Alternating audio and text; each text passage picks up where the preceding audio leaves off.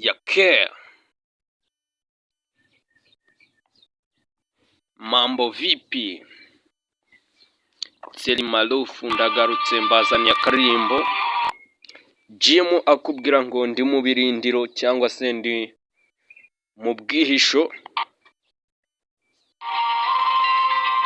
Nagakunze ndagira ngo namwe mubanze mukumve. Nibyo umuntu ashobora kukubaza ikibazo kimwe,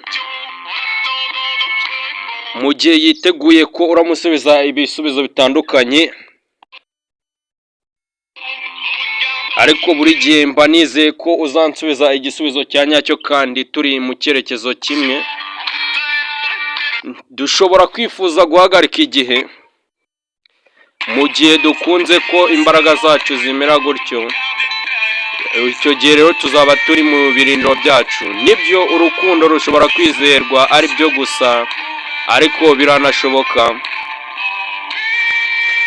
Nibyo urukundo rushobora kwizerwa ari cyo kintu cyonyine.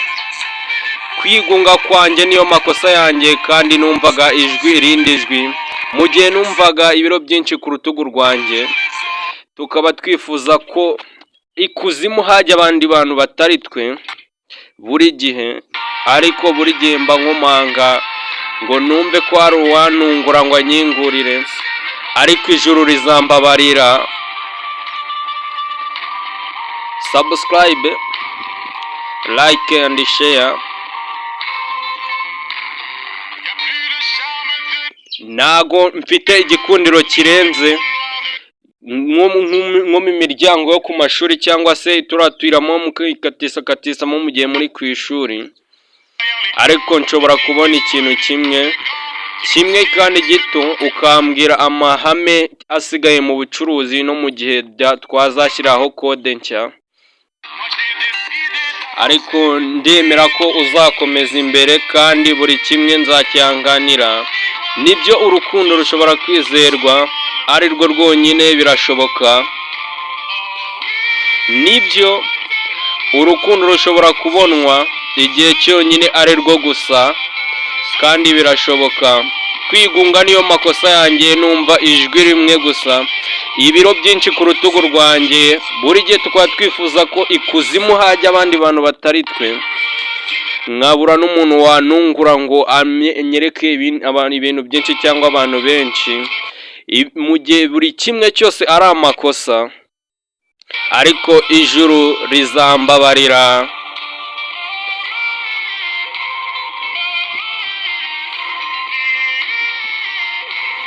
Kwihesha agaciro kanjye, ndaniwe buri kimwe kandi n'aya majwi mura n'amakosa, cyangwa ako niko gaciro kanjye. Kwigunga kwanjye niyo makosa, ndaniwe buri kimwe kandi mura n'amakosa menshi, ako niko gaciro kanjye. Kwigunga numva amajwi atandukanye, numva n'ibiro byinshi buri gihe tuba twifuza ko ikuzimu hajya abandi bantu batari twe tukaguma kubaho. Nkomanga ariko nta n'umwe ubunyitayeho ngo anyingurire. Buri kimwe cyose aba ari amakosa, ariko ijuru rizambabarira. Kwigunga niyo makosa yanjye. Mwibutsa ko ukeneye kwamamaza, nomero ndaje nzibahe.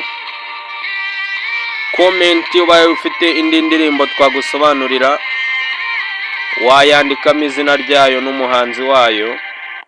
Nomero ni 0732264518. Thierry Malouf niwe wari wagafashemo. Ciao ciao.